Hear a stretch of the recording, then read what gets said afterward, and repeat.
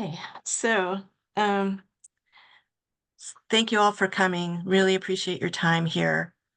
Um, we are going to talk, we're going to go over how we're going to develop our list of mitigation actions for this update. And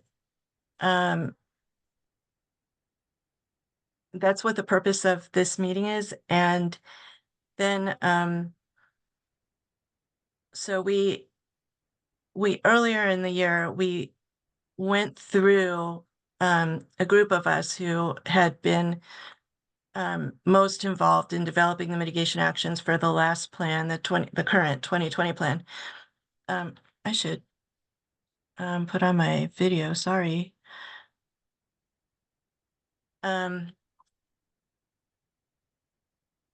We went through them and identified where we were with them, what their status was, whether we were working on them, whether they're finished, whether we're not going to be doing them for one reason or another. And from that, we've put together a current list to begin with. And then we have some other mitigation actions that have come up over time that we're adding to the list to be considered today. And so all of the mitigation actions that we have in place now that have not been, say, moved to an ongoing list or removed for one reason or another, when we did our review last summer of their status, then, gosh, I just lost my train of thought. So that's the list that we're starting with. And so we're going to go through them and we're going to apply some criteria to them to the best of our ability. And as they don't meet the criteria, they will drop off the list. And what we want to end up with is a focused list. I'm going to share, well, Trisha, if you could share the handout.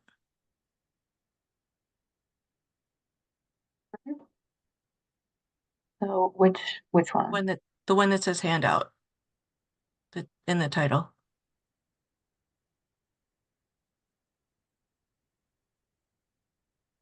Or no, we're still looking at the agenda. Oh, can you see it now? I have it. Still looking at the agenda. Oh, not that. Let me share that. There we go. Thank you. Okay. Mhm. So again, the reason we're here is to determine the final list of priority mitigation actions for the plan update. And we're going to start with the mitigation actions that we still have on the list from 2020 and others that we have heard over time people wanted to include. And we're going to consider all of that mitigation actions to be considered. So none of them is considered right now an automatic in. And so what we want when we finish this is a set of priority mitigation actions that, as it says here, contribute to achieving mitigation goals, reduce vulnerability of people and property, target specific vulnerabilities in one or more of the most vulnerable areas as shown by the risk assessment, is cost effective, environmentally sound, and technically feasible. It's achievable within 5 years. And this one is a big difference from last time because we included mitigation actions that we knew we weren't going to be able to achieve within 5 years, but were really important to us. This time, we're not going to include those. If we have those, we will save them separately and put them in an appendix to the plan so that they're there for future consideration. But we're going to try to manage our list of mitigation actions to be those that are achievable within 5 years because the scope of this or the lifetime of this plan is 5 years. And right now we have 107 priority mitigation actions, and that's too many really, for all of them to be priority and achievable within 5 years. And we want them to be measurable and trackable. So, are there any questions about that so far? I know I haven't been very articulate.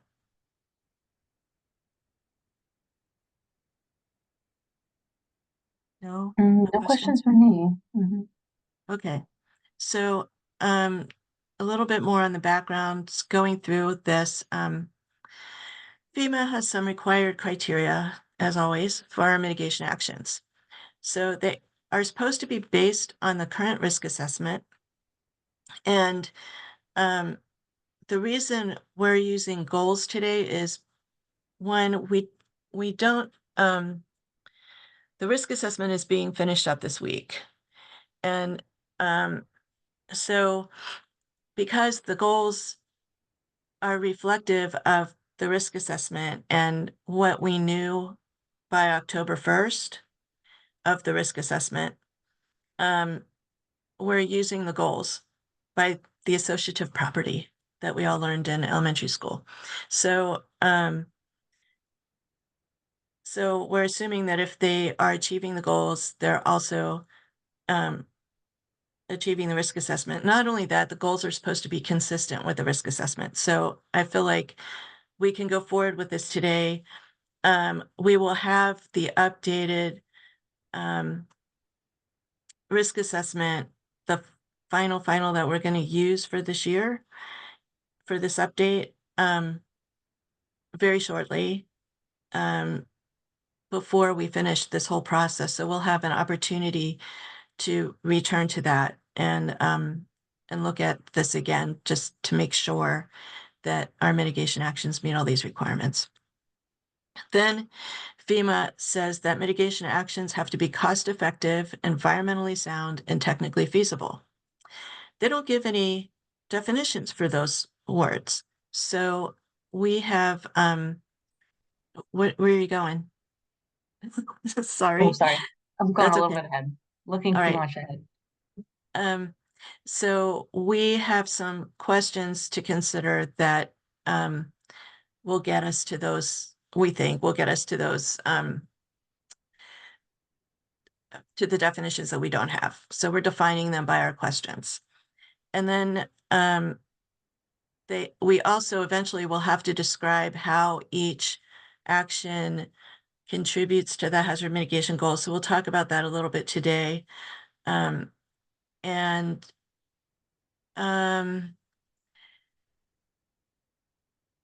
and we also have to identify sources of potential or actual funding, minimally FEMA funding, but FEMA would like us to see to FEMA would like to see us go beyond just FEMA funding.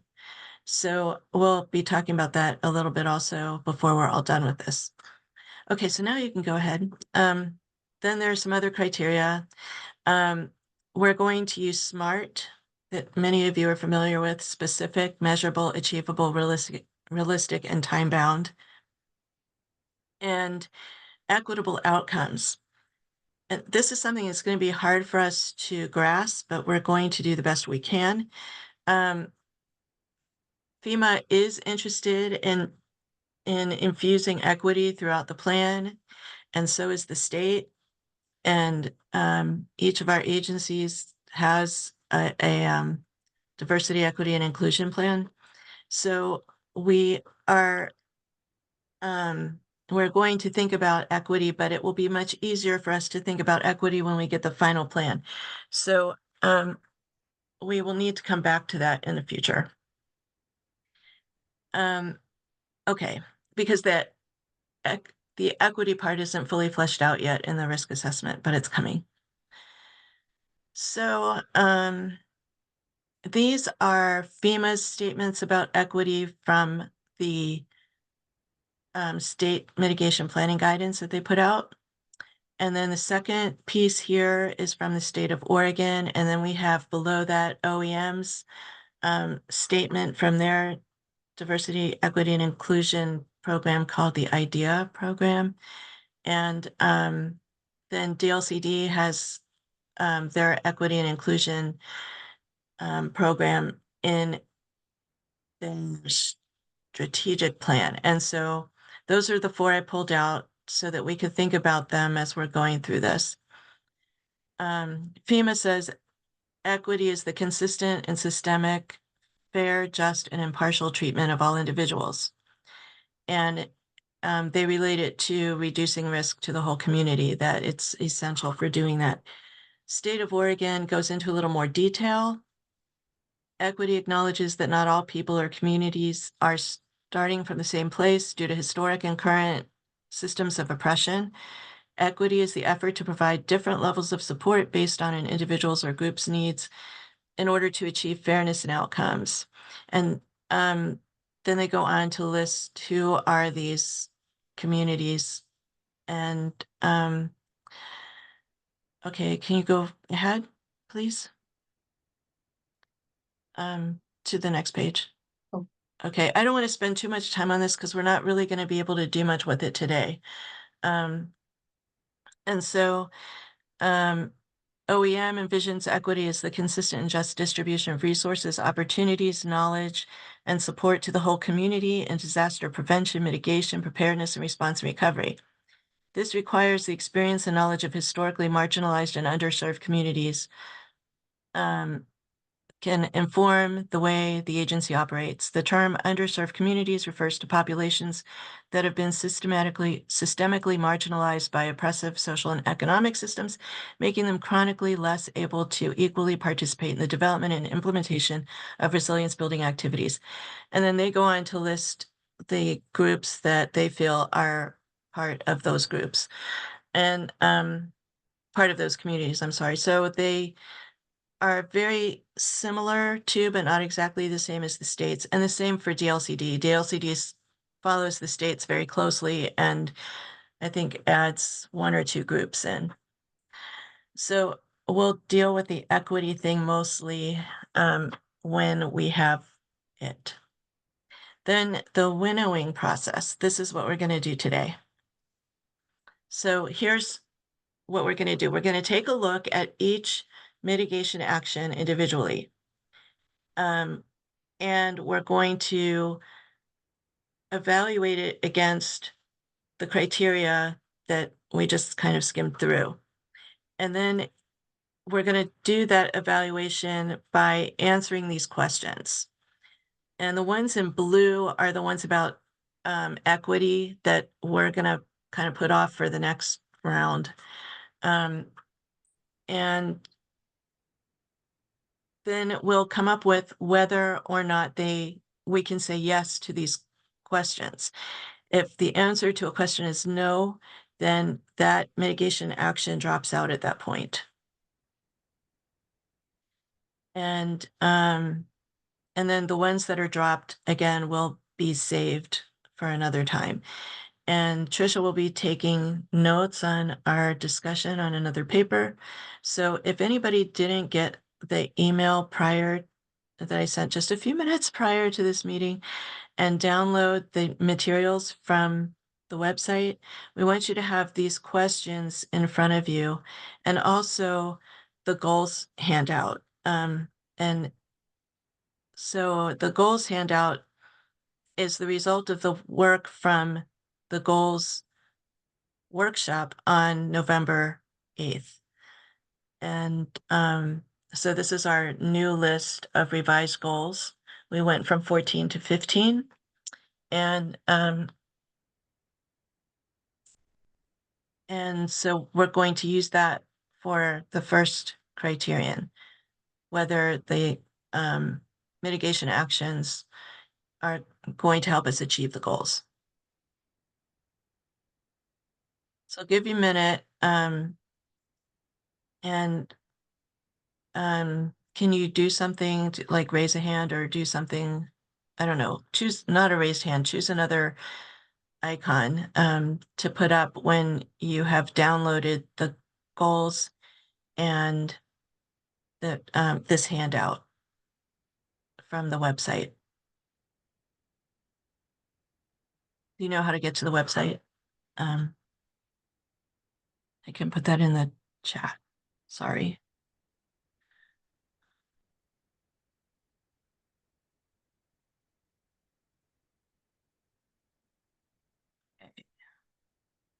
I'm gonna stop sharing and pull up that other document. Hey, Miriam, Mm-hmm. when I look at the website for today, I don't see anything loaded. Huh. You're right. Let me see if, because it was earlier. I checked it. Darn. I see everything under Friday, December 6th. You do? There's links. All right. I can find it without a problem. Hmm. Can you, Can we put that in the chat? The correct website link? yes, thank please. Because thank it's you for not that. showing on mine either. I don't know what the problem is. Because I did, they were there. And Yeah. Susan, you can see them. Okay. Yeah, Christina put that in the chat. Thank you. I didn't see Okay, that. thanks. I'm gonna reopen mine and see what happened.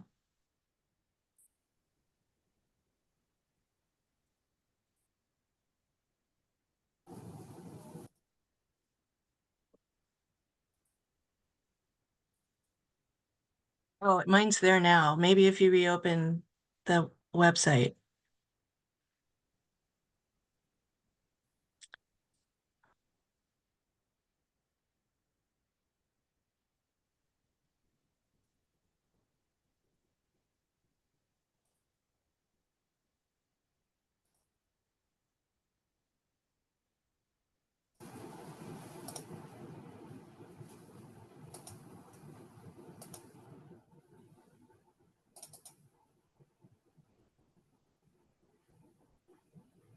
Okay.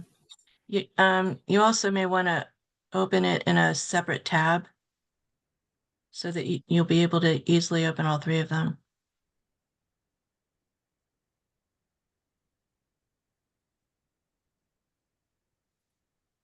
Sorry for this disorganization today. So while you're doing that,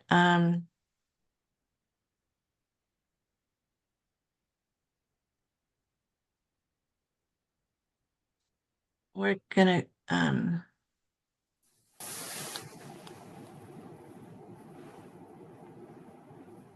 start going through these.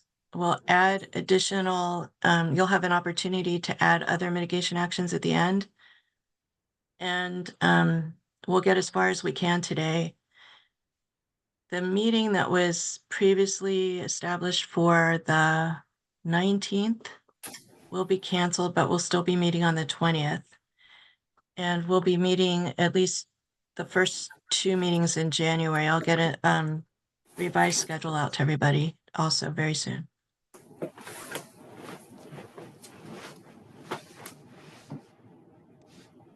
Should I reshare the action screen? Yeah, I think so. Mm-hmm. So is there anybody who hasn't been able to find the criteria and the goals yet?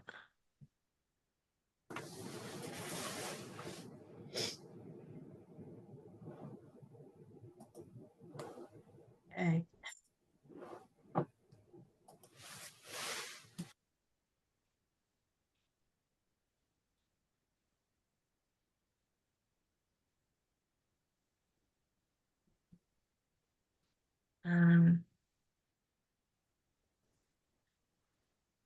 Right.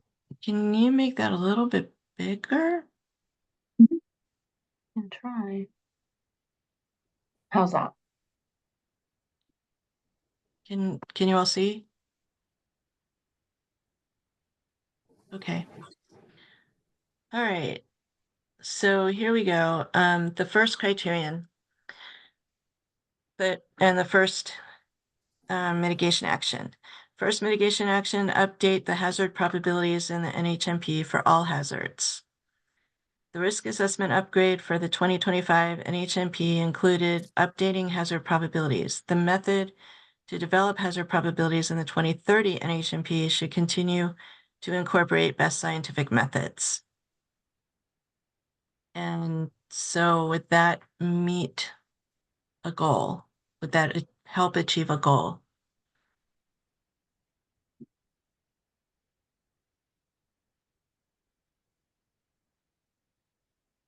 I would say it would, because you're working on the risk assessment now and it's going to continue to mature over the next several years, right? So which of the goals would you say it meets? Or helps to achieve? The facilitate adoption of new hazard mapping and other products. No, that's too far down the line. Okay, so when completed, would we expect this mitigation action to have reduced the vulnerability of Oregon jurisdictions and state-owned assets? I would say using the updated risk assessment would do that. And then the second question is, when completed, will we expect this mitigation action to have contributed to achievement of a goal? So that would maybe be number 2. I was gonna say. Because we're Yeah. including the vulnerability piece to help. Mm-hmm. And it could do number 8, could do number 7, could maybe do number 6. I'm sorry, is that for criterion 2 or is it criterion 1? Criterion 1, letter C. So, so I think I hear that we agree that this one would meet criterion 1. Is that right? Yes, okay. Mhm. Okay, so then let's keep going. Criterion 2 is update hazard probabilities. That is mitigation action 1. Would we expect any environmental impacts caused by that mitigation action to be sufficiently mitigated such that the action would meet applicable state and federal laws and regulations?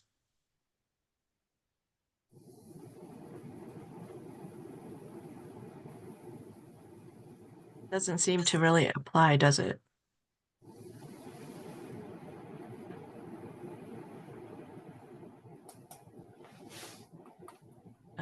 Should we just put not applicable there? Anybody? Mm.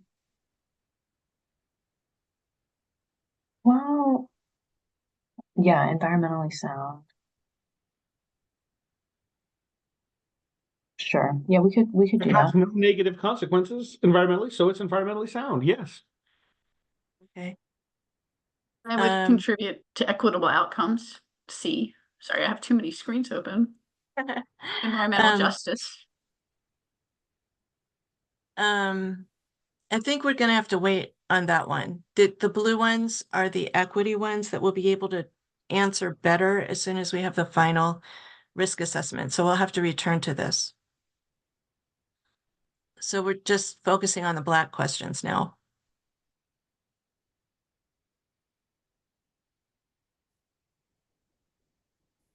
Okay, so yeah, Nancy, go ahead. Raise my hand. Okay. Okay, so you didn't want to say something? Okay.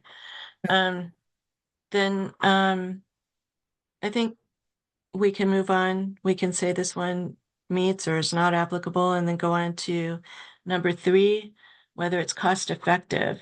So we're not going to do a benefit cost analysis for each of these mitigation actions. This is something that we're going to do qualitatively together, just our best group think on this issue. So to the best of our qualitative estimation, when completed, would this mitigation action yield a net benefit? Yes. Okay, anyone else? Anyone disagree?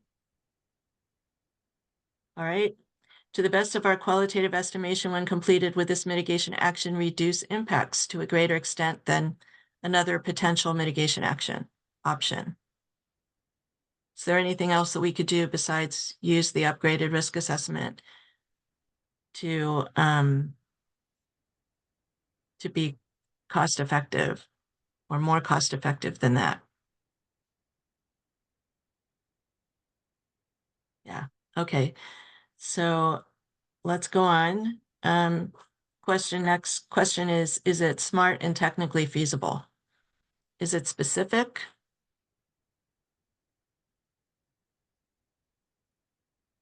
Yes. Okay.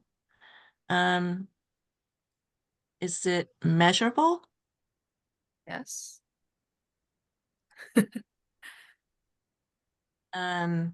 Does the state currently have the technical expertise and resources in place to accomplish it in the next 5 years? And some of the things we consider in thinking about that are whether we have an existing program through which this action can be reasonably expected to be accomplished. We actually do right now. We have a we have a grant to do this. Does the mitigation action fit within an existing state agency? Maybe that could add a program to accomplish this mitigation action, or could it be accomplished without new legislation? Yes. To all of those, right? Okay.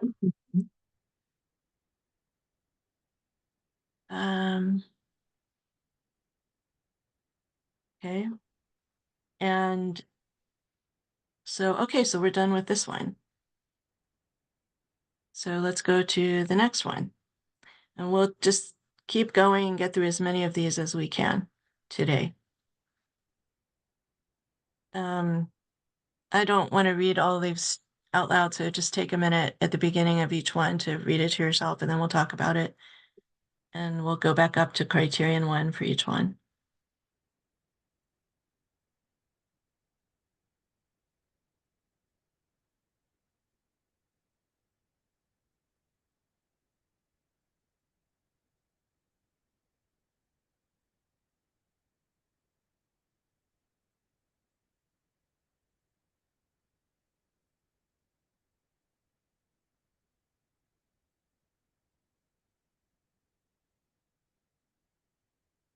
Okay, when guidance is developed, would we expect this mitigation action to reduce the vulnerability of Oregon jurisdictions and state-owned assets?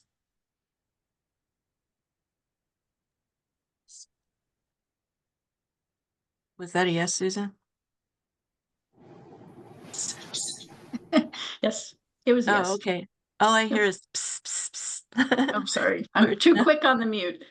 Maybe do you That's want, fine. I mean, do thumbs up work better than people unmuting, or I don't know. Either way, I can only see a few of you at a time. I can see the people who are speaking plus like 1, 2, 3, 4, 5 people. So, okay,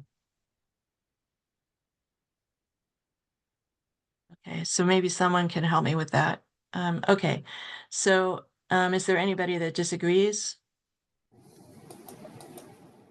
Nancy? I don't disagree. Oh, okay. So, when this guidance is developed, would we expect to have contributed to achievement of a goal? So I would say definitely yes. Okay. It would be Goal 11 number talks 9. about facilitating the adoption of mapping and products by local. Mm-hmm. And also number 9. Number 12, critical or essential infrastructure Right. at the local level. Yeah. Okay, so we've got a lot of these. So we passed number 1. Then number 2, would this be environmentally sound? This wouldn't really have environmentally, just developing the guidance would not have any environmental implications. So I'd say we meet that one. Any opposed? That we meet Cost- that one? Pardon? You said we meet that one? Yeah, I said that developing the guidance would not create any environmental impacts. Yeah. Okay, so, cost effective. Would developing that guidance yield a net benefit?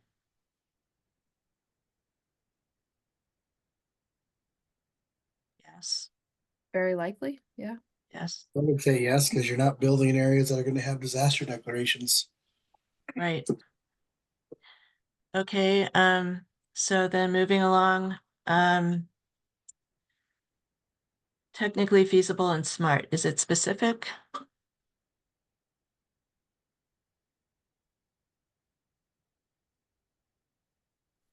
I think written as is a little ambiguous, but you're referring to the goals, and I'm sure those goals are probably spelled out. So I think that's how you would get specific. Okay, what is a little ambiguous to you in the statement or description? It's referring to goals and what those goals are, but the metrics of that specific goal are not listed. And I don't think it would be necessarily appropriate to list them, but it's like a reference statement, check these goal 7, goal 14, but this is what we're going to try to do. You could add what the two goals are, Marion, like goal 7, areas subject to natural hazards, and goal 14, urbanization. Since for us DLCD folks, like we know that, but other people might not or reading this. Yeah, I think that would be a good one. Okay, can you put that in the notes for that one? To add, to clarify goal 7 and 14 by name or state, whatever. This is Nancy. I'd like to add something though. Just keep in mind that the description says discourages new development and encourages development within urban growth boundaries, but it doesn't sound like it requires it. So I don't know if you can actually quantify it if you are just encouraging and discouraging. Hmm.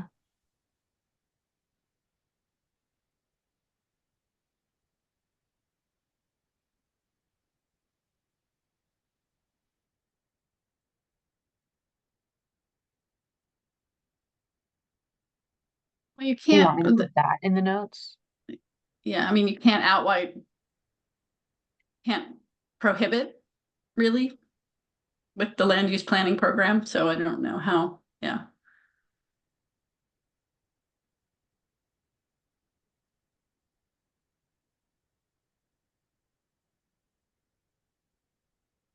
I mean, a way to measure could be how many jurisdictions have adopted new standards based on, this guidance, or versus the actual outcomes of using the guidance.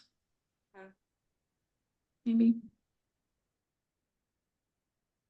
Yeah, the problem that we're trying to resolve here is that every jurisdiction has to have a buildable lands inventory, but how they define buildable lands differs, and there's some bookends in the state code, but there's still a lot of room for a local jurisdiction to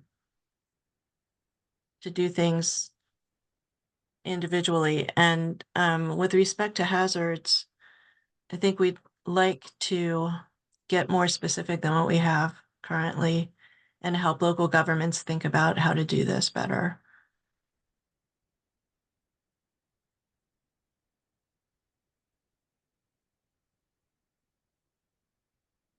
Okay, let's move on. Number 3. Oh, did we check off this one? Okay, we talked about specific. Does the state currently have the technical and measurable? We talked about that too. I checked it off, yeah, for this one. Okay, I think we were in agreement there. okay, and we have the technical expertise and resources to do that. Okay, I think. Or do we? Matt? Are you here still? Not sure that we do have anything dedicated right now as far as resources or staff who would be able to do that. Then do we have a reasonable expectation that we could gain those resources and get this done in the next 5 years?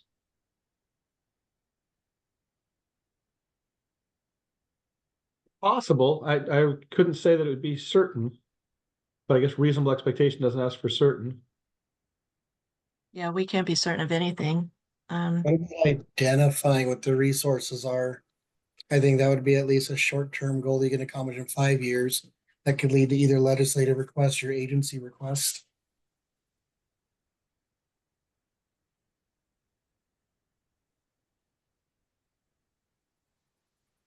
I could go for reasonably expect to within 5 years. Okay. So then it stays.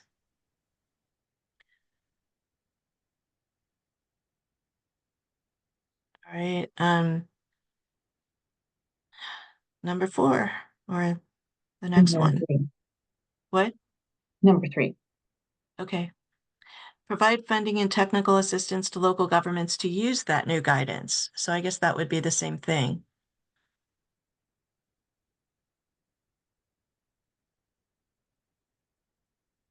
So can we just go ahead and check that one off too?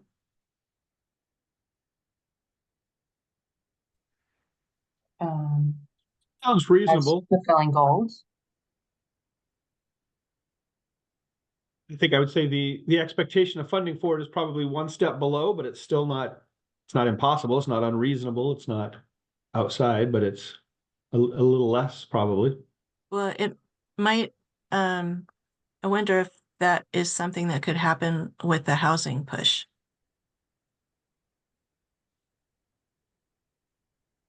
Possible. I don't know that it fits real well within there. Okay. But it's within the realm of possibility. Certainly it's And the kind of thing that's, yeah, within the realm of what we do. okay, and it would go with number 11, goal number 11, facilitate the adoption of new natural hazards mapping and other products information into local and tribal planning policy.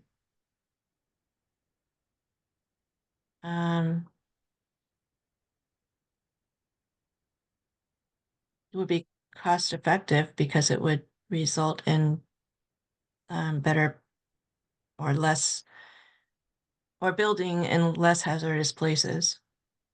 Okay. And therefore it would also be environmentally sound. So I think it meets everything. Okay. Everything here. Anybody? Okay, yeah. Anybody object? Or have another thought? Okay, let's move forward. Update risk scores in the NHMP based on updated hazard probabilities and vulnerabilities for all hazards. Okay, so we had risk scores in we have risk scores in the 2020 plan, but where the upgraded risk assessment doesn't do things, doesn't operate like that. So there won't be any other risk scores. Through the risk assessment upgrade project, the tool uses it in. Okay. Maybe that one just needs to be reworded.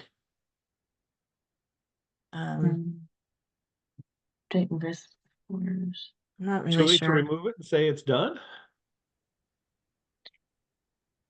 Yeah, we could do that. Okay. I think there's something in the ongoing actions that talks about continually updating the risk assessment. So I think We could do that. It's done.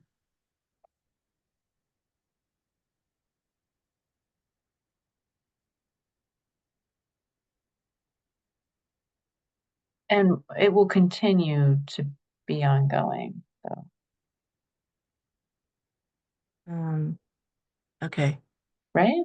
Yeah, we'll 'Cause make sure every that, year we would update right. it. So we'll make sure it's in the ongoing, a related action is in the ongoing table. And so we can move this one to the removed. We have 3 tables in the plan. One is the priority table that we're working on. One is ongoing, that are things that we do all the time. And we just want to get credit from FEMA for doing these things and be able to show what work we're doing on mitigation all the time. And then we have one that is called removed, where we tell FEMA what we have completed, and if we haven't completed it, why it's being removed, whether priorities have changed or something else. And so we put a little explanation for everyone that is removed. And so this was all done when we updated the mitigation actions this summer. Okay, next one. What's the statement here? Statement. Provide technical assistance to local governments to help integrate hazard mitigation plans with local comprehensive plans. So, I think that's the first goals. There's an integration goal. mhm. That's very similar to the one that's 2 steps up, though. It's about funding and technical assistance to local governments. I don't know that we need separate actions for the different things they do with that technical assistance. Well, I think the buildable lands inventory is an issue by itself. Yep. And this is integration with comp plans. They're related, but yeah, I think we should keep them separate. Because there are 2 reasons for keeping them separate. And Stephen or anyone from OEM who wants to jump in on this, please do. But the 2 reasons to me are, 1, for funding, to keep them separate, and 2, if we join things together, like provide technical assistance to local governments to help integrate hazard mitigation comprehensive mitigation plans with comprehensive plans, including classifying land subject to natural hazards and buildable lands inventories. Then when it comes time to say, have we done this? We may have done part of it, but we can't check it off. And I so, don't understand how funding is affecting it. Funding for what, a project or a plan update, or what's the funding piece? the funding piece would be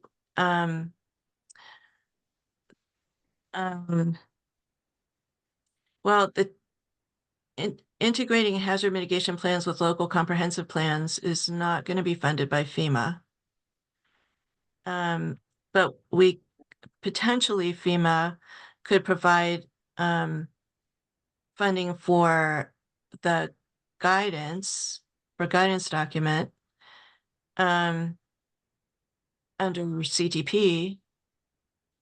And if it's in our plan, then that gets more credit than if it's, if it's squished together with something else, it might not be so visible in the funding process. Right, so if FEMA doesn't fund it, we're looking at legislative funding. And I guess I'm still like, so local jurisdictions have their EOPs or other comprehensive plans.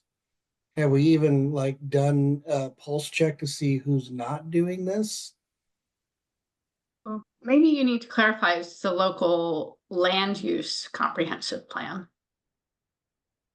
So we're talking about integration Gotcha. into land use plans and policies and then into the development code. Yeah, so that might be helpful. Okay. And then I was thinking, I wonder if we could have, I don't know, for example, works, but perhaps the department can apply for a grant from FEMA to do like model code or a guidebook that then Mhm. communities could use to do that work. So something we've been wanting to do with wildfire, Mhm. that might help give it a little more clarity. Right. Thank you. Can you capture that in the notes? Yeah, that's a good. Thanks, Susan.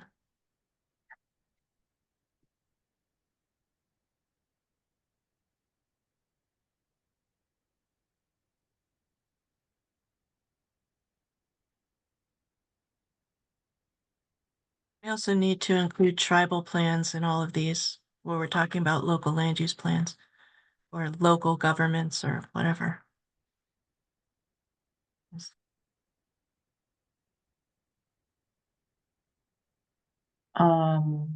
Now we're actually getting into assisting tribes. That wasn't something we have done in a lot. Well, was something we had never done up until like 2016 or so. 2018. Does this capture it? That this is local land use comprehensive plans and tribal comp plans.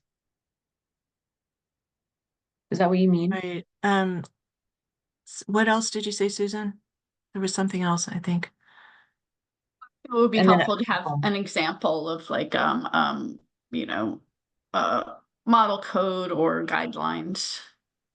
So developing a resource at the state that then counties could, and cities could use on their own, potentially.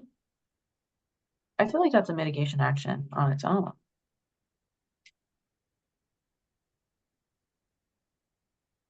It's one Well, way of, that gets really thorny though. If we're going to try and develop a model, you mean like a model hazards code or a model process of how? a model code. Like, yeah, I mean, we have for landslides, we have for tsunamis, we have for floodplains, but there are other hazards we don't, and those model codes include code language, like zoning code language, as well as like comprehensive plan policy language that communities can use.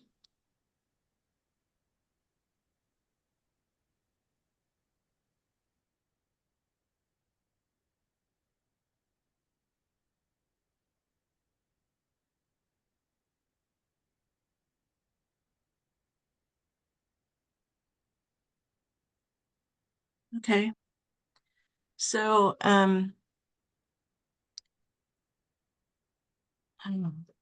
so we had gone one, so we're on criterion 2. Would this be environmentally sound? I don't think it would have any environmental impacts. Wait, we're missing a row here, right? Oh no, that one was done. Okay. So it doesn't, providing technical assistance has no environmental impacts. Providing technical assistance is also cost effective.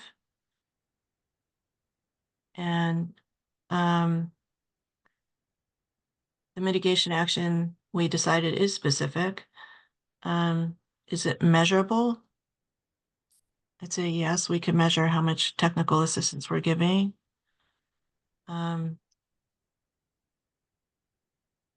Do we currently have the technical expertise and resources? Well, we're doing it, so yes, but we'd like more resources. And this could be accomplished without new legislative action. Yeah, okay. Okay, so this one passes. Next.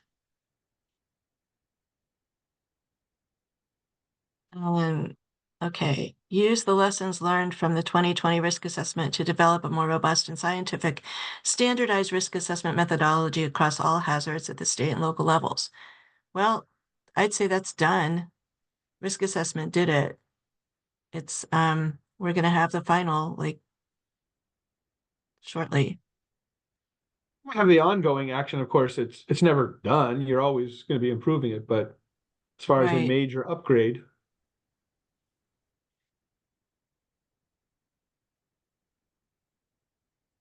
Right, so there is an ongoing action that says to continue doing this.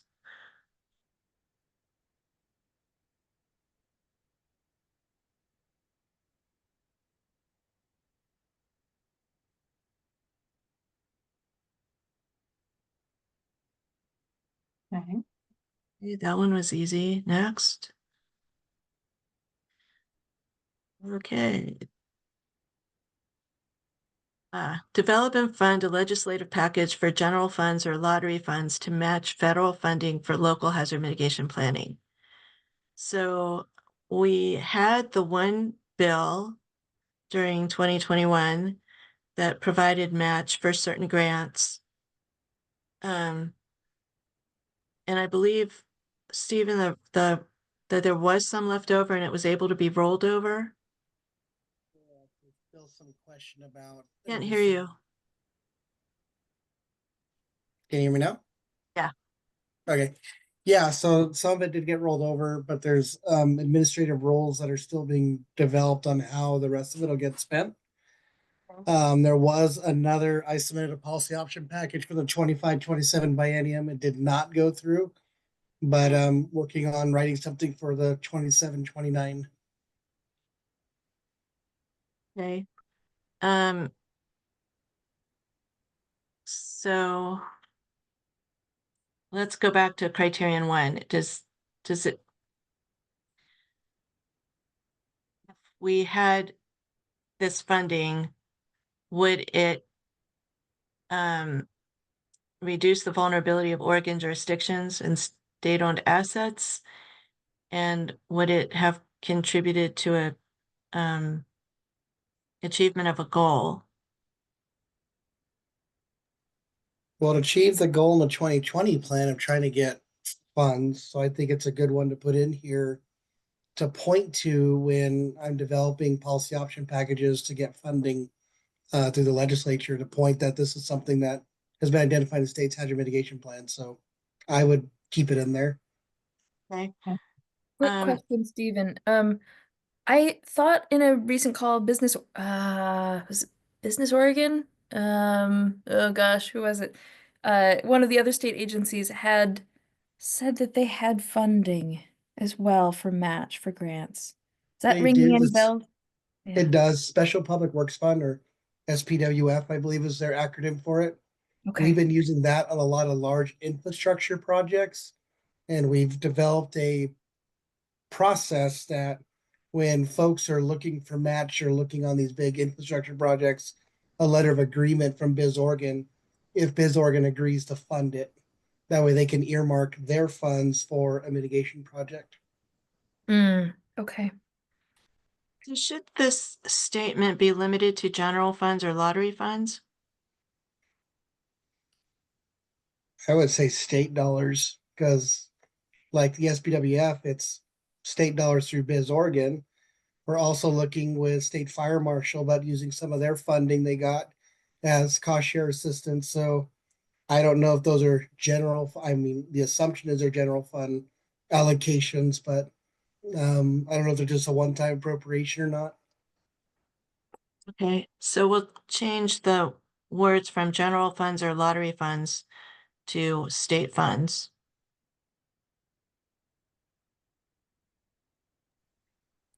We've Okay, been using the word non-federal funds because you've got some philanthropic organizations that are also getting involved with match for certain jurisdictions, nonprofits.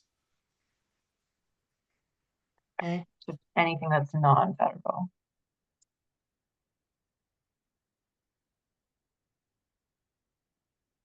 okay, so then it's environmentally sound, it's cost effective, and when we get to technically feasible, um It's, okay, you're preparing a package for 25, 27. So it's something that could feasibly happen within the next 5 years, even Well, though 25, it, 27 didn't get selected, so it'd be the oh, 29, 27, 20, 29. okay, but it would need legislation to be accomplished, or it might need legislation to be accomplished. Correct. So then is it still technically feasible over the next number of years? Probably yes, right? Yeah, the hard part I have on this as a goal is, as we know, the legislature and the governor have their priorities. And so we know that with the co-tech administration, it's on the unhoused. So not a lot of things other than that are getting funded, right? So I would just hate to have this in here depending on what our future administration is going to look like and what their priorities are. Because we can do our best, but if it's not within the governor, the legislative priority, then it's not going to go anywhere. Does that make sense? Yeah, I think we should keep it because we still have the 27, 29 biennium within our 25 to 30 5-year range. Are we saying Okay. the same thing? Yeah, I mean, I would keep it. It's just the governor in 27, 29 may have an agenda that doesn't include this. So that's what I'm saying is this would be really hard to get past if it's not within that governor's administration priorities. Right, but we're expanding it now to include things other than just state money. So Yeah. so I think Okay. so I think it passes technically feasible. Sounds good. Right. Okay. And yeah, those two also.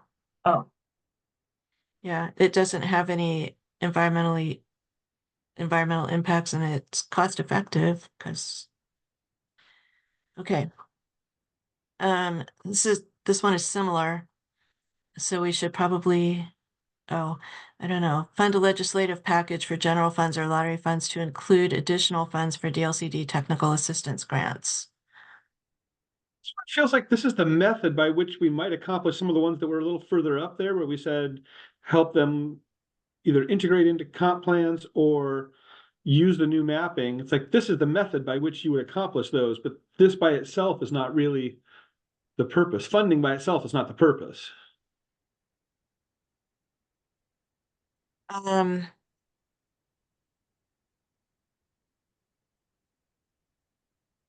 Well, I would lean towards taking this out and saying this is a method whereby we would accomplish or could accomplish some of our other goals, or not goals, actions. so is that your opinion on the one just before it also? No, I think that's a little more specific. That's about the federal funding. That's the matching. I guess it's okay. 7A is just about matching funding for the mitigation planning, or is it about funding for all mitigation? Because the money that was out there was available to be the match for lots of mitigation, I think. Is that right, Stephen? Yep, it was any eligible mitigation activity. Well, right. So it wasn't just planning, it was mitigation.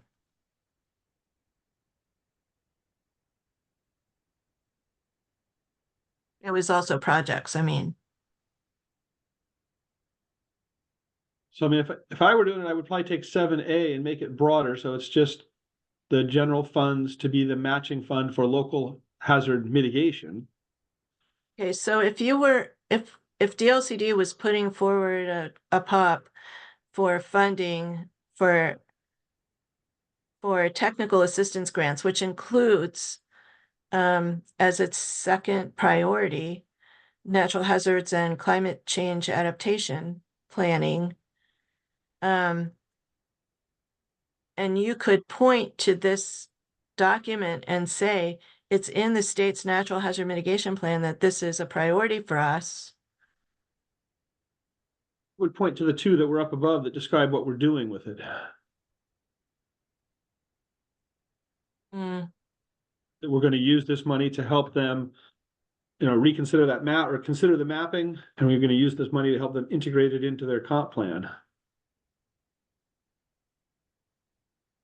and what about just doing broader planning that includes a natural hazards angle?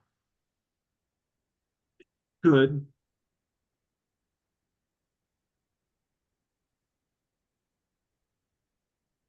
Okay, well, let's so we would keep 7A and delete 7B. It's my suggestion. Okay, other thoughts, folks? Like that, keep it simpler. We might add some text. We could take some of the text from 7B and put it in those other two that are up above and say, one way to support this would be legislative funding. I can't remember exactly what all it said about potential funding in those other two.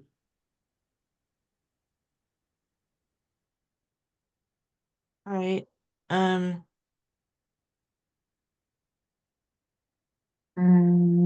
I think 7A and 7B were these are the only ones that we're looking at. Now, but I agree that we could consolidate these two. so let's note on 7A to make the language broader, and on 7B,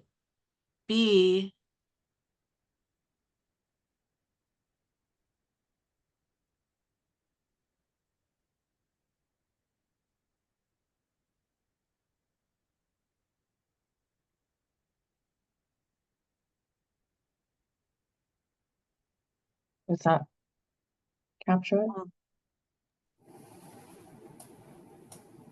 well, okay, right, so merging that action with 7A means making the language broader. Okay, I see that you've got both pieces there, and then you can make a note that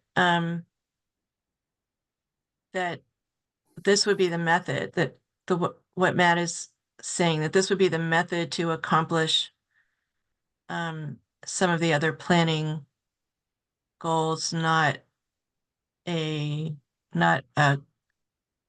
sorry, to accomplish some of the other mitigation actions, but not a mitigation action in itself. Mm, Did I get yeah, that right, Matt? this is Matt's still here? Exactly. This is the funding source by which we accomplish those other actions. Hopefully. Oh, there you are. Okay.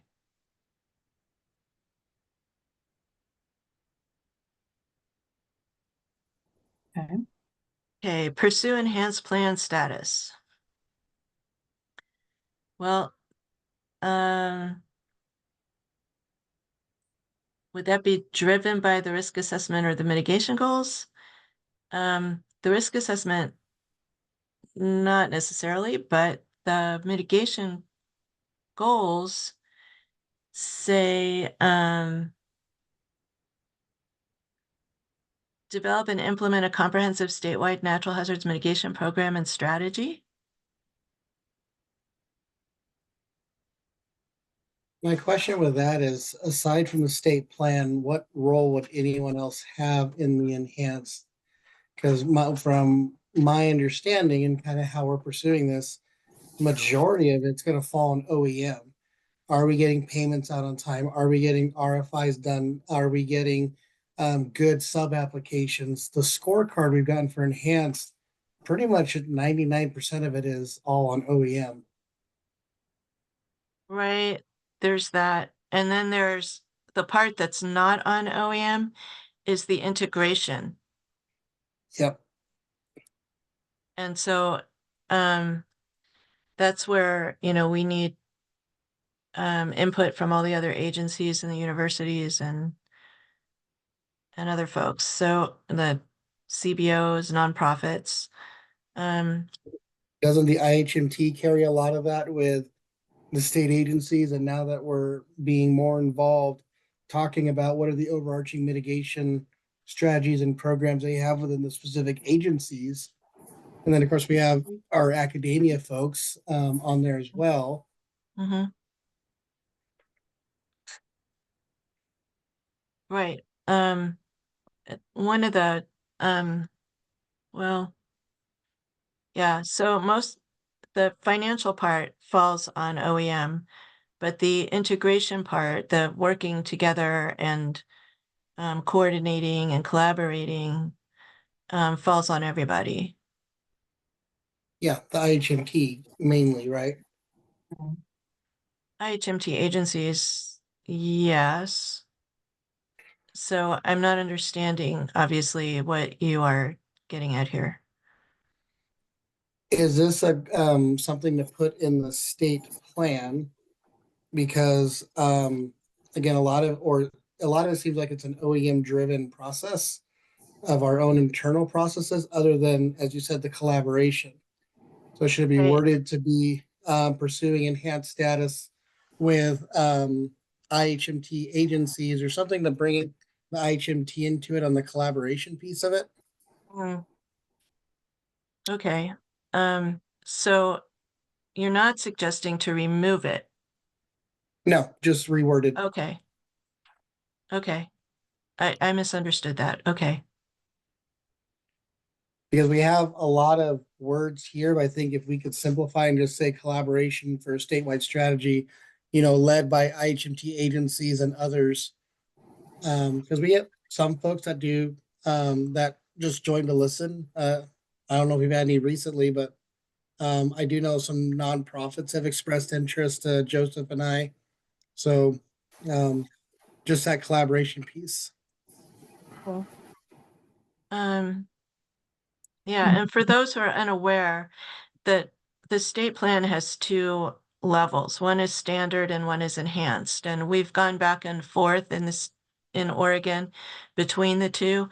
At the time that the 2020 wildfires happened, we had an enhanced plan and now we don't. And the the hook for getting an enhanced plan, the reward, as FEMA put it, is by doing the extra work that you need to do in your planning and in coordinating across agencies and collaborating, is that for each presidentially declared disaster, we get an additional 5% funding. So that turned into millions of dollars in 2020 for the wildfires. So that's what we're after, is to do the work we need to do to get additional funding.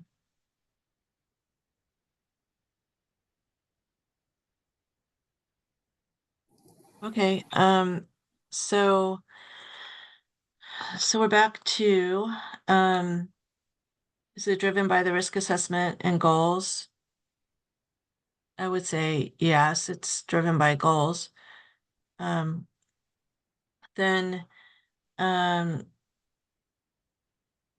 is it environmentally sound?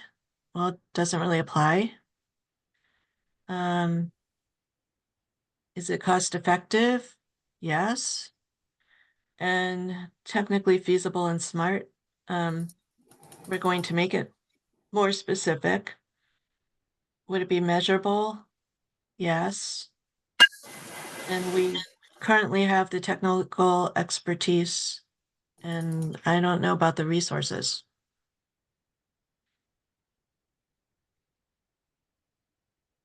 But Stephen, you're planning to take this on in 2026, so I'm assuming you're planning to have the resources by then if we don't have them now. Correct. Okay, so then that one passes. Next.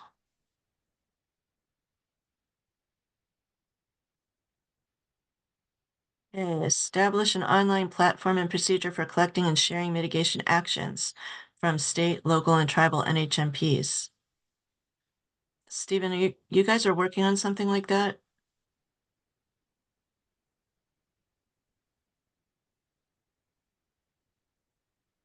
Okay, say it again. We're on the one underneath the enhanced plan, right? Yes.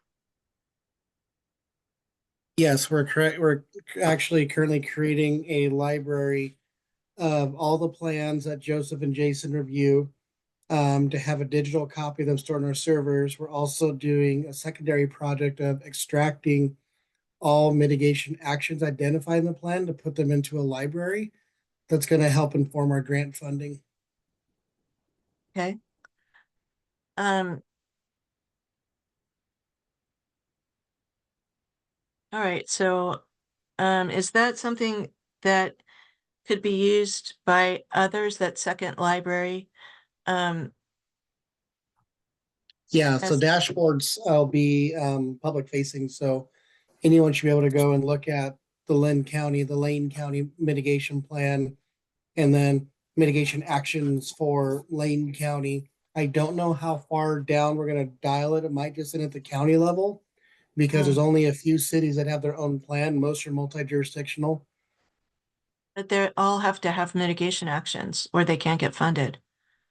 Yeah, correct. I'm just saying that when you look at the library, it might only go to the county level because we only have so few cities. We haven't gotten to the architecture of what the libraries are gonna look like public facing, but they will be public facing. Okay. All right, so with that, go back to criterion 1, driven by the risk assessment and mitigation goals. Would we expect this mitigation action to reduce the vulnerability of Oregon jurisdictions and state-owned assets? I would say yes, because you're going to know what folks are identifying, especially in bordering counties or cities. What are the mitigation actions? Additionally, what are the threats and hazards? Nancy, are you wanting to say something? No. No, okay. Your box just lit up. Oh, that's weird. And so would we expect that this mitigation action would contribute to a goal? Yes. Just a few of them.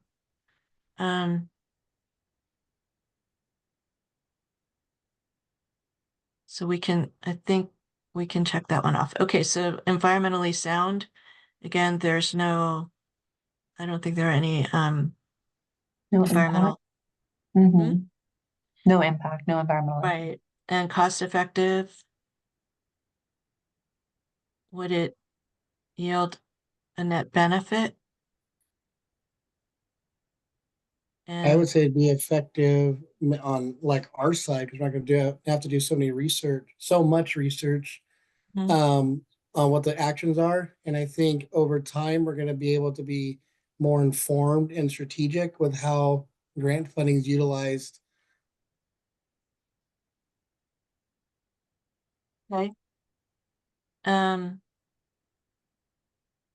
okay, so then we pass that one because the next question is really more about a project kind of a action, and go to technically feasible and smart. So is it specific enough?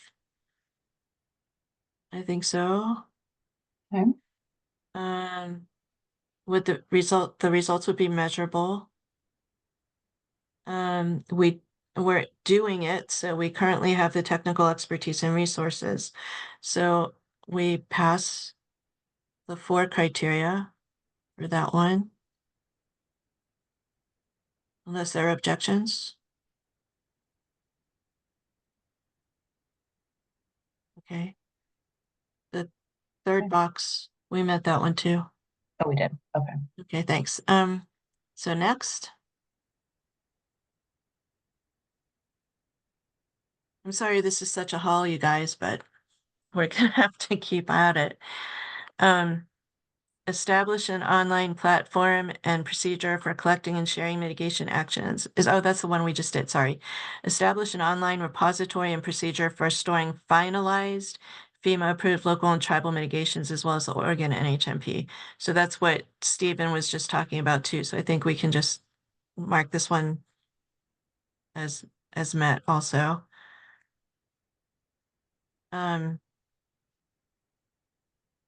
Yeah, just a note, Stephen, that the word finalizing finalized is important.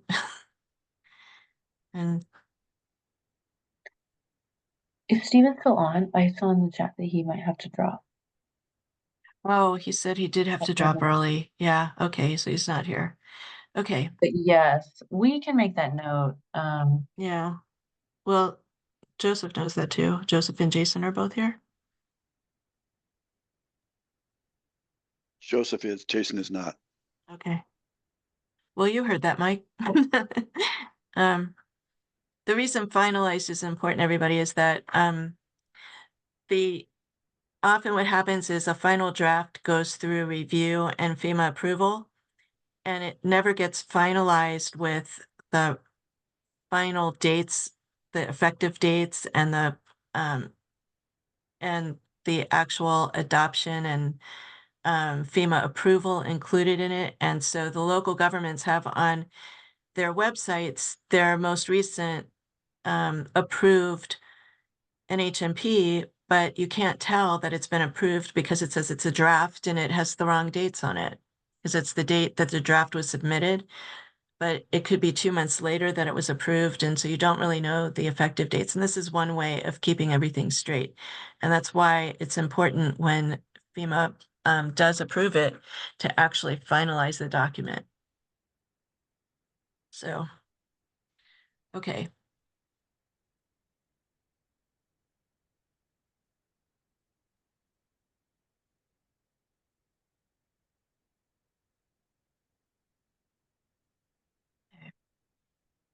Um, Okay, and you said this one had been met. yeah, this is in progress.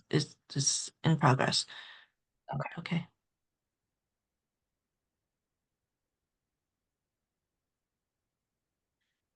Okay, so next, create a statewide geo-reference digital database of critical infrastructure, including emergency transportation routes.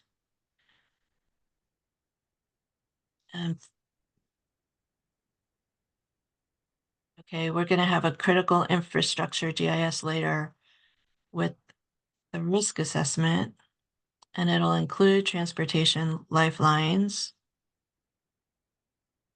So we can say this one is done.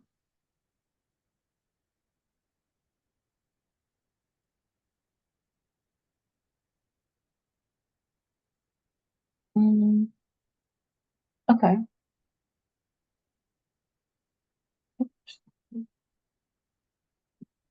Thank you all for hanging in here again. I know it's a slog.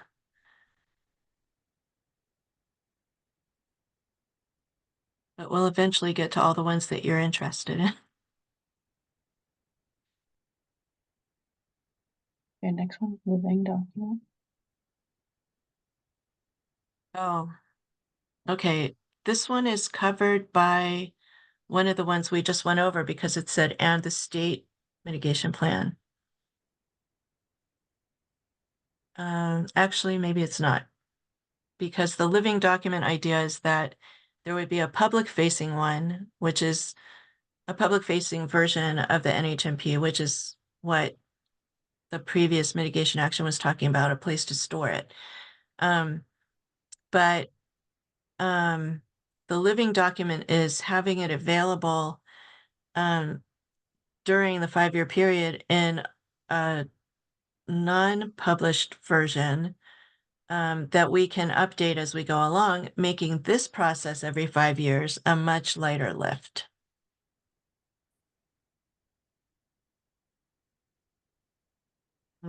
So would that be driven by the risk assessment mitigation goals? Well, if we developed and implemented a comprehensive statewide mitigation strategy, yes. Okay.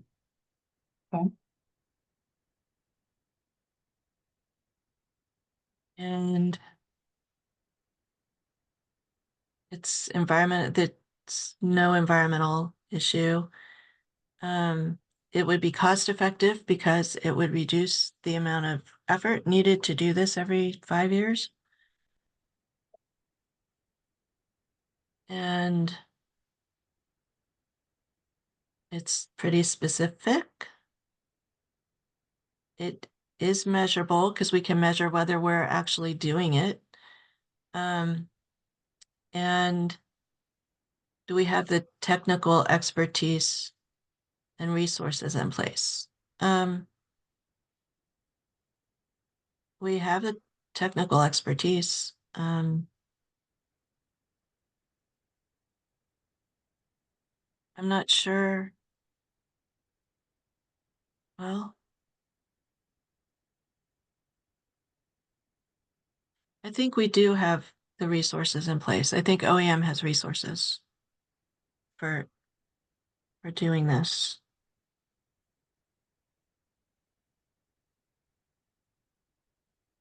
But maybe put a note that we need to discuss resources.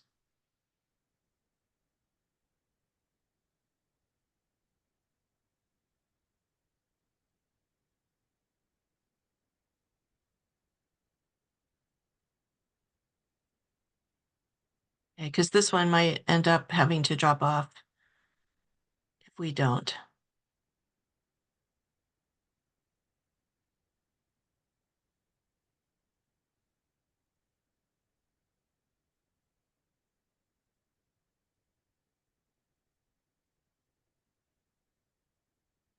Okay.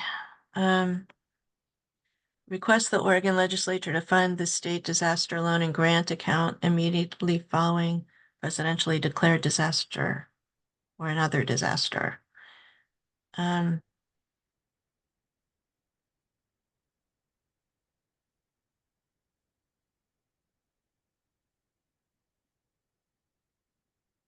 don't really know how that works. I know it's been used before. I know that it's open with a minimal amount in the account and it gets funded occasionally.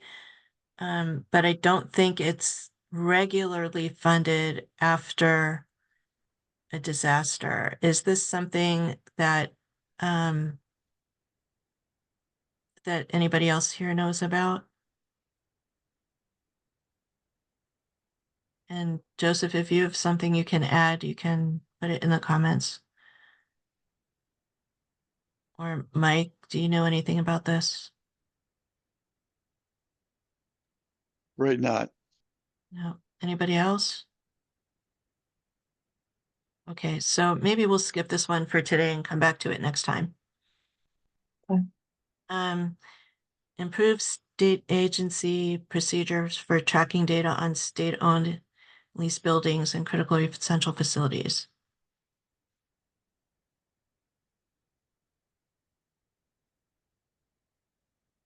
Okay, I think we still need to do this, but this is something that would really help keep our risk assessment useful.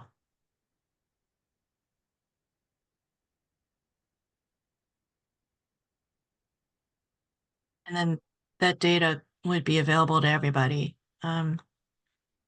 So does it meet a goal? Or will it reduce vulnerability? I would say yes, it would reduce vulnerability if we had the data. And so that would meet several of these goals. And is it environmentally sound? Yes, doesn't apply. Is it cost effective? Yes, because then individual agencies won't have to get their information from different places. And spend money doing that.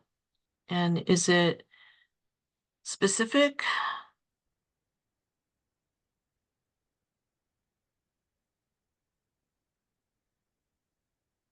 I think so. Is it measurable?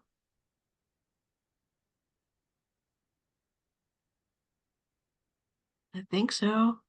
We could measure, what we've done and how many, times we go through it. And do we currently have the technical expertise? Yes. Resources?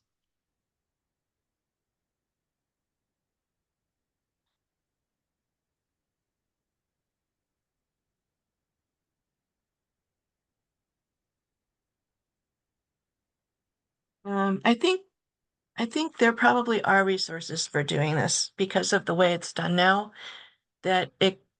I think it would just be a slight change to how the data is collected. So I would say yes. Anybody else have any idea? Hmm. Okay, so let's keep that one. Create a clearinghouse for natural hazards data. Um,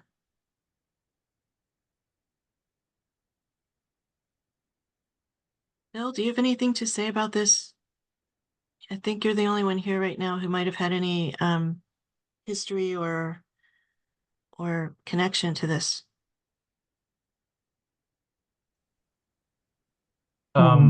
Yeah, what are you asking about?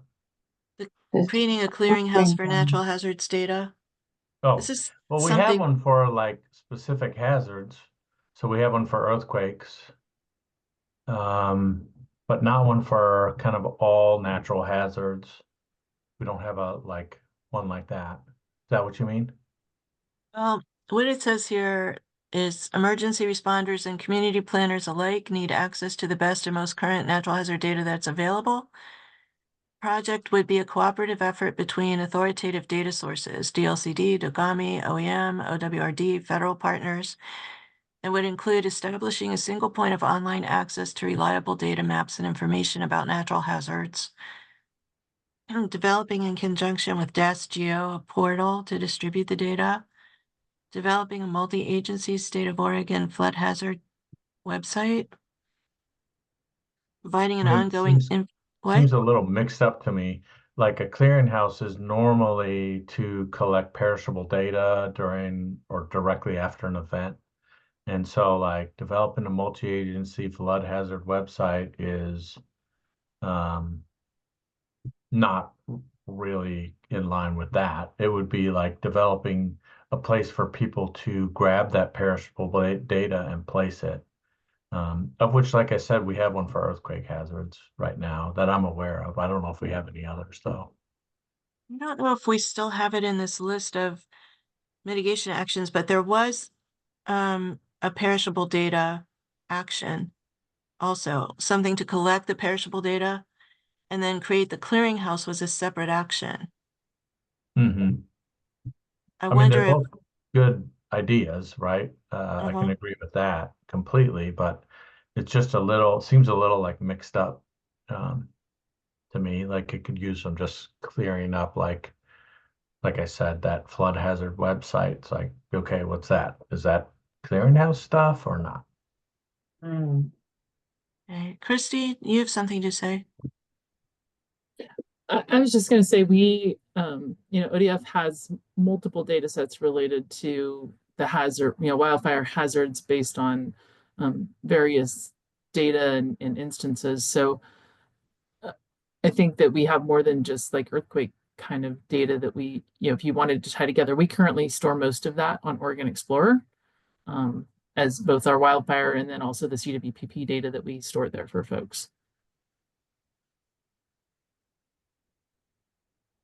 Okay. Yeah, I mean, in the same way, we could just say our entire Dogami website is that. But I don't know if that's what we're getting at here.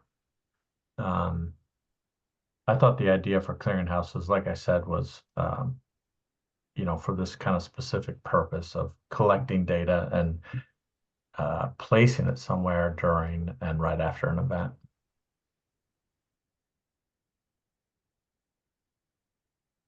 Okay, can we say that in the notes, please? That, and then I think Chris had some history on this too. I'll ask her because I know that she and Steve Lucker years ago were talking about this clearinghouse and perishable data, and there were two different mitigation actions. And so um, we'll try to figure this out between now and the next meeting. That sounds good. And both are good, good things. They're just kind of different things. Okay, Bill, when you thanks. were describing, this is like not low shelf life, but um, data that expires. What was that word that you used? It was a good word.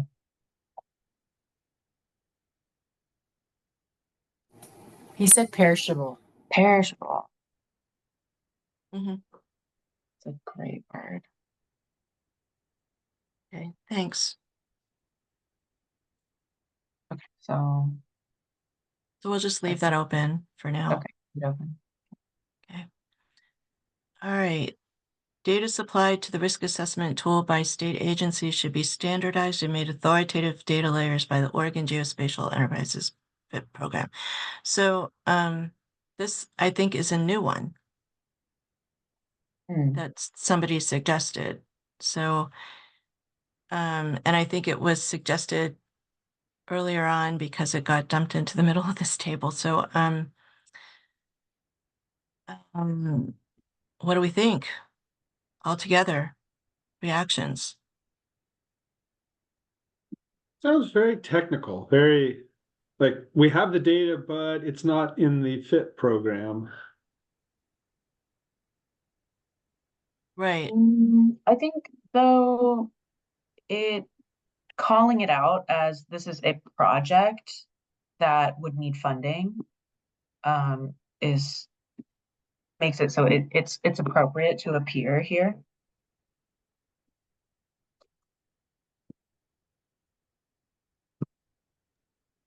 It would be more meaningful to me if it was a particular data. If somebody said, gosh, I know that we're really lacking in data for hazard, this particular hazard, and what we really need is better authoritative data for that hazard. But just sort of saying that all of the data should be turned into the FIT program as authoritative. So within the capability assessment for the earthquake hazard mitigation program, it had been noted that there is no clearinghouse plan in place at the state level to coordinate the scientific mobilization in response to a Cascadia or significant crustal earthquake. So, Oh, I see. Is this for this is for the previous one? Or yes, is this for That sounds like the clearinghouse one.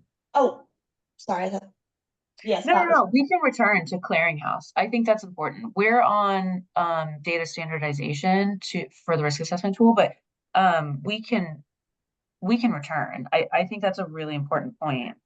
Okay, do you want to go over that again, Gianna? yeah, I can copy and put that into the chat just so.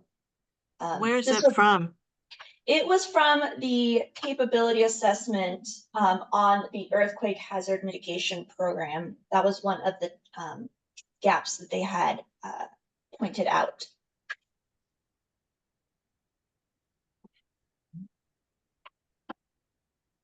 So that was from Lalo, right? Yes. Yeah. So Bill, maybe you can talk to him over the next couple of days too. About our earthquake clearinghouse? Yeah. And this clearinghouse for natural hazards action.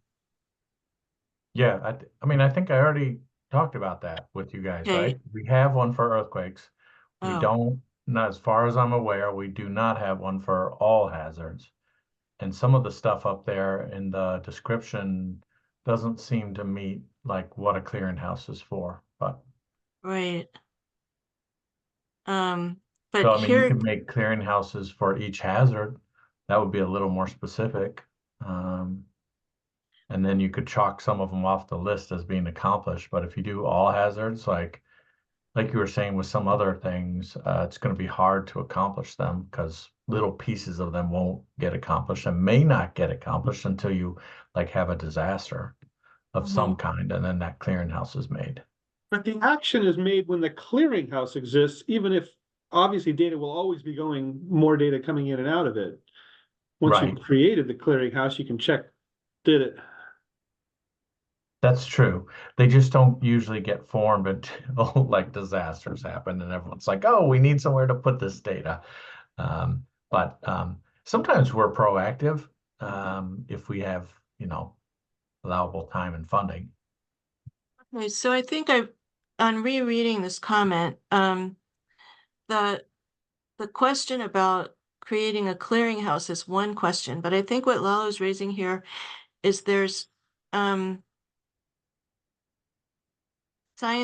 he's talking about coordinating scientific mobilization, or is that the same thing? I mean, this is what does he mean by scientific mobilization? That is what he provided, only information, but I believe it's, I would think, in the event, sorry, go for it, yeah. that in the event of an earthquake, how are they going to compile that data and ensure that it's in a shared source is what I'm. That's right. That's right. We send out scientists, we make a team of people to go out and collect data and then bring it back to the clearinghouse. Yeah, that's what that means. So when he says there's no clearinghouse plan in place to coordinate scientific mobilization, it's like there's no plan to get people out in the field collecting that data. Correct. Is that So maybe is that a right? better- For Bill, is that correct? Where are you guys seeing this? In the chat. Oh, sorry. I was not looking in the chat. Yeah, Gianna Uh, put this comment in Oh, from the Okay. capability assessment into the chat. And Rhiannon has a comment in the chat too that Coastal has developed a clearinghouse that's currently under review by our communications team. And that it could be integrated or further developed. Pretty sure that this action as it was intended here is not about the perishable data that comes immediately after an event. It's about the whole panoply, all the range of data that natural hazard mitigation, local planners and people would be using before, possibly during and after, but I mean, that could be, Matt. You could be exactly right. And we're just, someone used the wrong words, probably. Like, maybe don't use clearinghouse. I think lots Just of people say, use the word clearinghouse more than just for that immediate afterwards. Maybe yeah, that's a very specific that's word you true. guys use. That's true. Very well could be, but more like a data repository or Library. portal of existing published data. I don't know, just to make it like more clear. And I'm seeing now in the chat,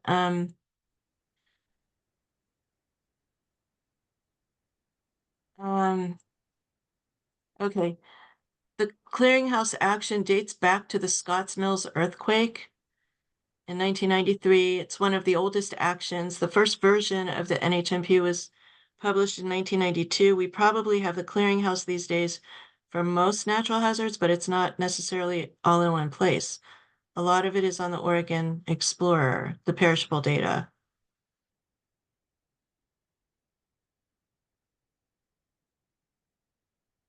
Okay, and Christy, also, it's important to have a single data source so it doesn't get mixed and missed in an update process. And then there's this comment from Lalo through the capability assessment. So, and Rhiannon's comment and Christy's comment. So what's our decision here that we want to do with this? You got a couple of hands up. You might want to Oh, answer. I don't see them, sorry. Okay. I was just going to comment quickly on the coastal hazards clearinghouse that we developed. And we kind of went through the same process of, do we call it a hub? Do we call it a clearinghouse? Do we call it a repository? I think we ended up just calling it a clearinghouse. I'm not even sure what our reasoning was. It just kind of fit the bill, we felt like. But what we have included in there is data sets, different data viewers, websites, funding sources, publications, websites, and we have them organized by each of those types. And so it is a living website that we can add on to and just continue to add new sources or resources as they become available. But once that is finished with being reviewed by our internal team, I can share that with everyone. And Marion, I can probably just send you the link for review if you're interested in that prior to it being published. Thank you. Okay, does that help with the idea of a clearinghouse? Is that the sort of thing you're all thinking of? I guess for my 2 cents, in the flood world, we have a perishable data collection plan, that we work on, annually amongst the Army Corps of Engineers and DLCD and across the Silver Jackets groups, essentially. And so having a similar perishable data plan for each type of natural hazards would make sense to me. And having that called out separately from then possibly a clearinghouse, and then that being separate then from a hazards library, like a standing hazards library. It sounds almost like we need three different things to me. Hey, can you get that, Trisha? And maybe a risk assessment library as well, which Yeah. is something we're actually thinking about proposing right now to FEMA to start working on. That's a great point, especially because depending on who the user is, like the Oregon Explorer, one of the issues with it is that's not very user friendly. It's GIS data sets you can download if you know how to use GIS, but certainly there's no interface viewer for the public on any of that information. So, Explorer's had an online viewing. not in its current form, like if you Oh. want to just like interact with the data as a non-GIS person, but yeah. There, yes, through Iris, through some of the other like hazard viewers, like Dogami has HazView. There are ways, but again, they're kind of scattered. It's certainly we don't have a wildfire page on there because that's not in our wheelhouse.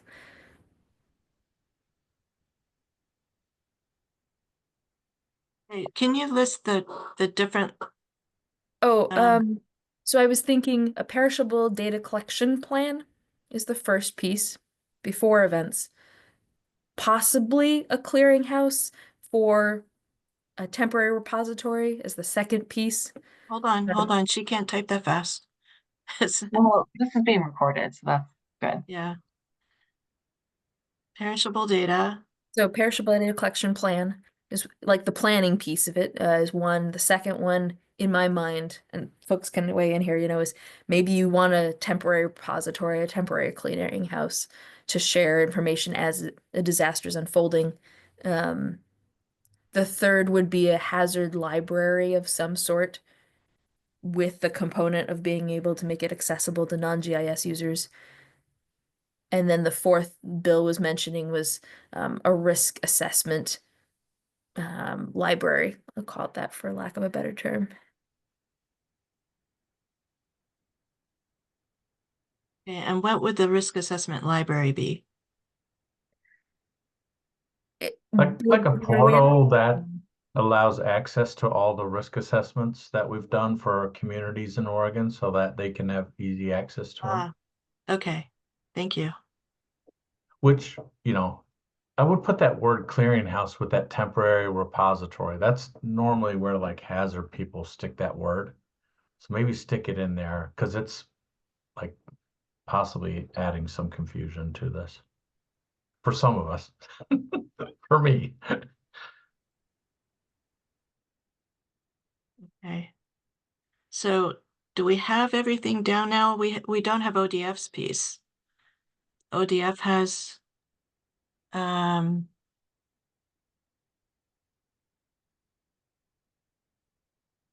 okay, Christy, if you're still here, what was it you said again?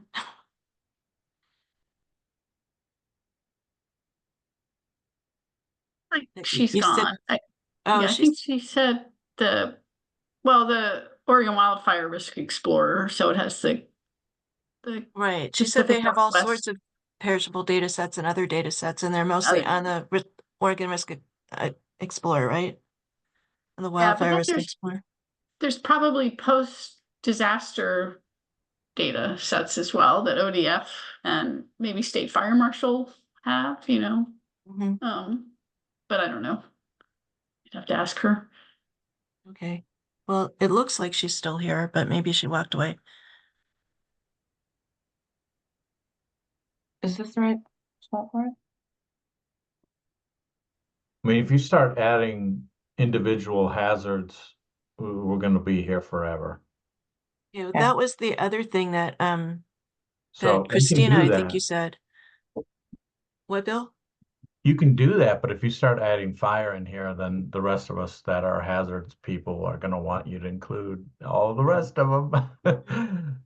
Right. Well, what Christina was saying is that they already have the perishable data plan for floods. And it might make sense to do that for everything else. Like for each hazard, I think she said. And hi, welcome back, Christy. I think we captured what you said about the wildfire, but you can take a look at the notes here and see if we did. And if you have something else to say, let us know.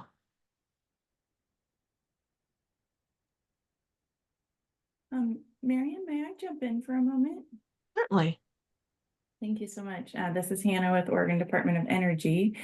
I just am realizing we're getting close to the end of our time. So Tracy and I come to the meetings, but we work with the rest of our energy security team on things related to this project. So we were wondering if there was going to be an opportunity to share out this table and have some time to talk over mitigation actions related to our work and propose some new ones. It's not necessarily something that we can do just in these meetings. Sure. We can take these notes and post them this afternoon after the meeting and go ahead and access them and work with them. Awesome. That's great. Thank you. And also maybe just to throw out there, maybe there's a way that we could do some pre-work before the next time that we do this. Like, I don't know if a survey or something, but maybe there's also a way to leverage something like that. It's a great idea. The problem is that we don't have enough time between meetings, I think, to actually get it done and have time to respond. Okay, thank you. Sorry, we're just going thick and fast here. If we were on a normal, more relaxed schedule, yes, definitely. But the way that this is happening now, we just can't. But it would take us time to get the people together to get the survey or whatever instrument we're using done and reviewed and get it out. By the time we get it out, the meeting is here. So. Okay, thank you. Yeah, I'm sorry. Our next meeting, by the way, is on Tuesday, the 10th. So it's just a few days from now.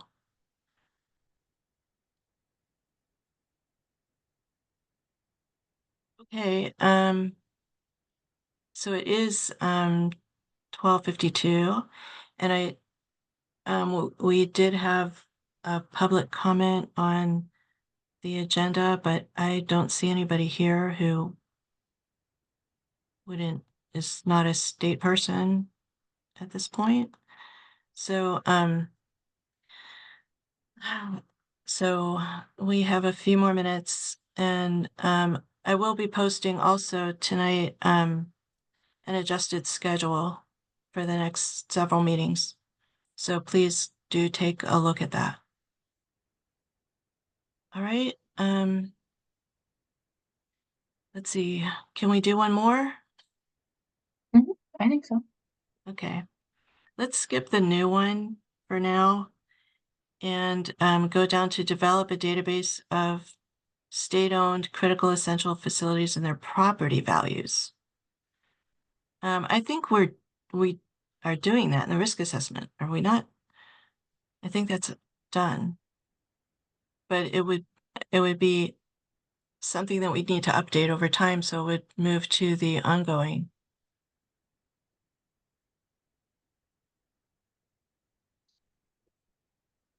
Data for non-state-owned critical facilities are incomplete and lack standardization, therefore creating a wide margin of error. Identifying local non-state-owned critical facilities and gathering descriptive data for those structures will help increase the quality of the data.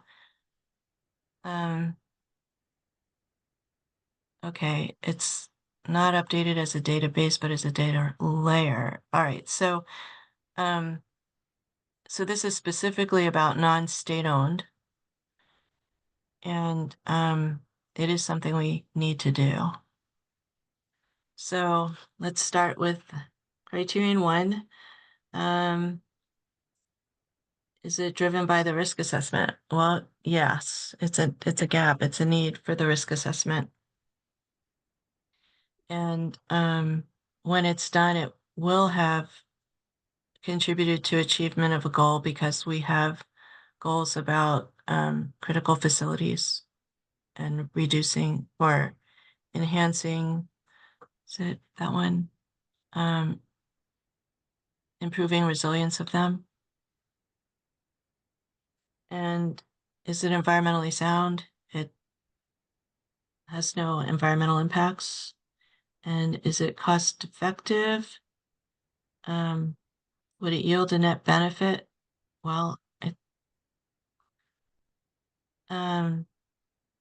I think it would, because we would know more about where those local and tribal critical facilities are, and it would enable us to reduce impacts to a greater extent. Okay, so that's really a project question. So I think we meet that. And is it specific? Yes.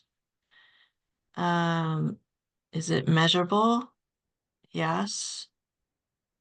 Do we currently have the technical expertise? Yes. Do we have the resources?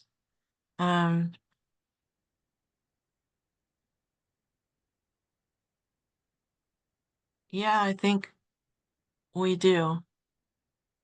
I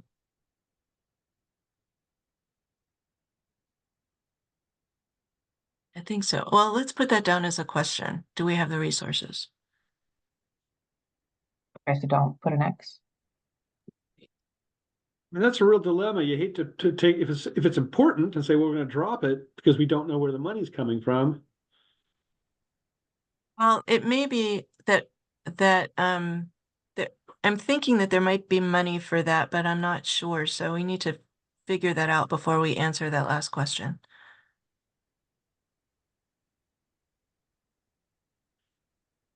Might Okay. fit into that category. It's reasonably possible that we'll have it, but we don't know what it is right now. Right. Exactly. Okay, and then we've got 3 minutes. Let's see if we can do one more. Just mark them all yes. That's quick. Coordinate development of a post-disaster, here we go again, scientific and technical clearinghouse with other state and federal agencies, higher education, and associations. When an earthquake, flood, tsunami, or other disaster strikes the state, there will be an influx of scientists and engineers from inside and outside the state to study the event and offer help. There needs to be a coordination of their efforts to put them to use in the most efficient and effective way possible. This clearinghouse will work with the Emergency Coordination Center established immediately after the disaster. Other initiatives may include silver jackets. Okay, so how does this relate to the other one?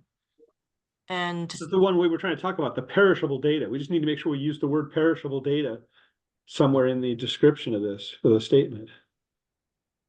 Well, this is something that we did. We developed a Record done. clearinghouse. okay, so this is done. It is. Tommy, I sent yay. a question to Lalo asking about, do we have a perishable data plan that goes with the clearinghouse? You know, I imagine we do, but I haven't gotten an answer yet. So that would really complete this if we have that or not. Bill, Okay, do can we you- have this can for you- all hazards? Yeah, we don't really have it for all hazards, just for earthquake. Yeah. Sorry. So Good. I know clarification. it was exciting, but yeah, I was gonna say the description says that earthquake, flood, tsunami, and other disasters, and so partially complete, I think would be. Tsunami, Okay, I mean, does the one for earthquake include tsunami damage, or would that be completely separate? We'd have to ask Jeremy. Probably be good to have both, because those tsunamis can happen from distant sources without an earthquake. But once, yeah, when we get the big subduction zone megathrustquake, we're going to be collecting data for both simultaneously. That's right. That's true. So a perishable data plan, excuse me for my ignorance here, Uh-huh. but a perishable data plan sounds like it's the mobilization of people to go out and get data, where the clearinghouse is the place to put the data they went out and got. Is that right? That's right. Okay, thank you. Yeah, it's great to have the rules established ahead of time. Who's going to collect which data sets as well? Yeah. Mhm. And then where is it What gonna data do we go? want? Yeah, yes. Where is it going to go is the next bit. Yep. Yep. Okay, so maybe we can, I don't know, maybe this is clear to you guys. It's not really clear to me. Do you think we can write it in a clearer way? Yeah, I do think if you send it back over to us, we can probably make some edits here.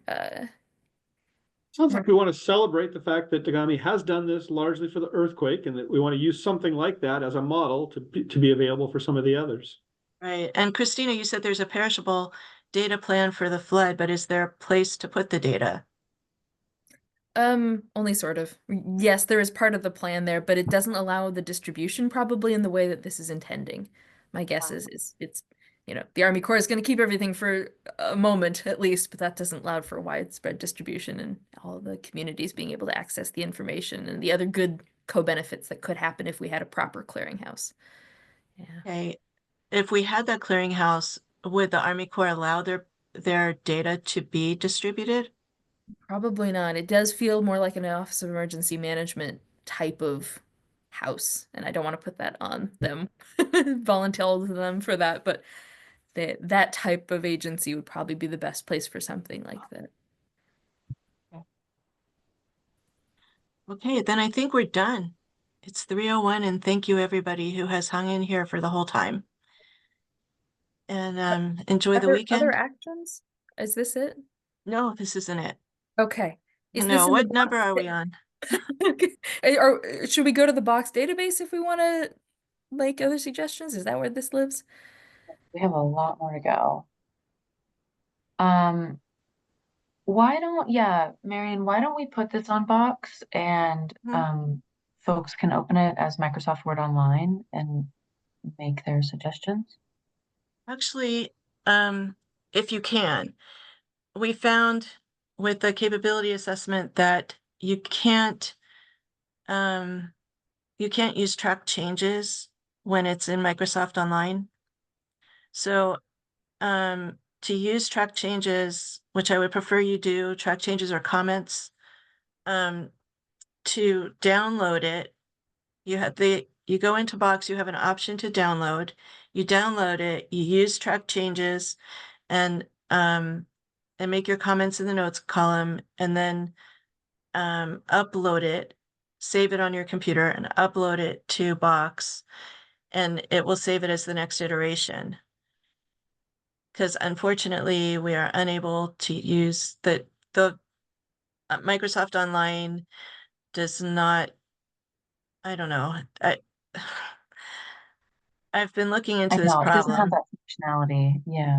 Yeah. It could have that functionality, but I haven't gotten an answer back yet from IT about how we get that functionality or if we can.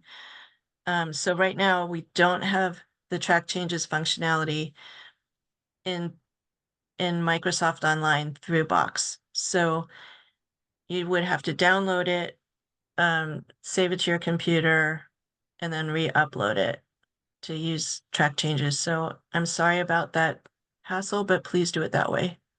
So then we can tell what the changes are. The other option is if you don't want to do that, you can just put the changes that you think we should make into the notes box.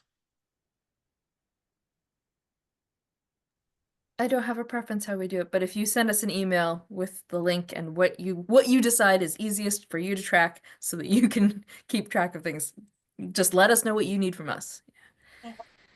We'll do that. Okay, thank you. Thank you. All right. Thanks, everybody. Have a good weekend. Thank you. Bye. You too, Bye. thanks.